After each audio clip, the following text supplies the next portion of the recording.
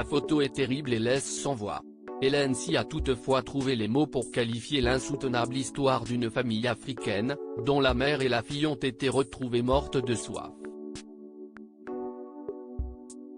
Elle a partagé sa colère sur Instagram. Le manque d'humanité est la raison pour laquelle ce monde va si mal. Insoutenable, écrit Hélène Sy sur son compte Instagram.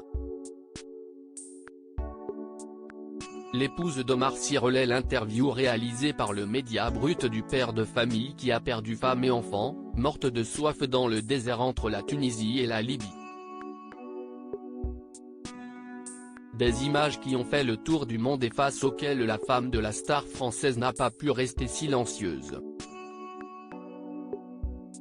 Hélène Sy est révoltée par le destin de cette famille. L'homme interrogé Mbangni Bilo Crépin, un migrant camerounais en Libye, surnommé Pato. Il avait tenté de rejoindre la Tunisie pour scolariser sa fille. La photo de la femme et l'enfant de 6 ans que l'on voit décédé a été prise par le journaliste libyen Ahmad Khalifa, selon l'ONG Refugees in Libya, indique le Huffington Post. Pato ne fait pas partie des centaines d'Africains présents en Tunisie, chassés de la ville portuaire Sfax après une rixe ayant causé la mort d'un Tunisien le 3 juillet, précise TV5 Monde qui dresse son portrait précis. La famille était au mauvais endroit, au mauvais moment. Mais son sort rappelle la violence de ce que subissent tant de migrants dans l'indifférence des autorités politiques.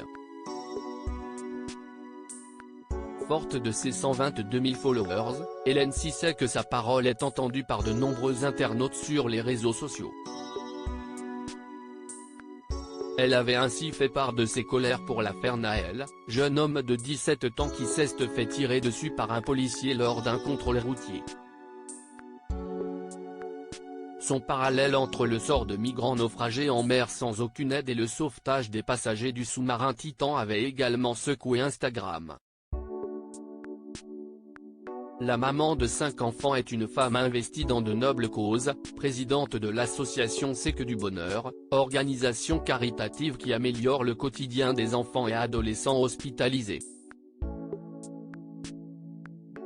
Elle est aussi fondatrice de la marque Sia Organics, marque implantée au Sénégal, pays d'origine de son mari, dont les bénéfices vont à la lutte contre les maladies en Afrique de l'Ouest.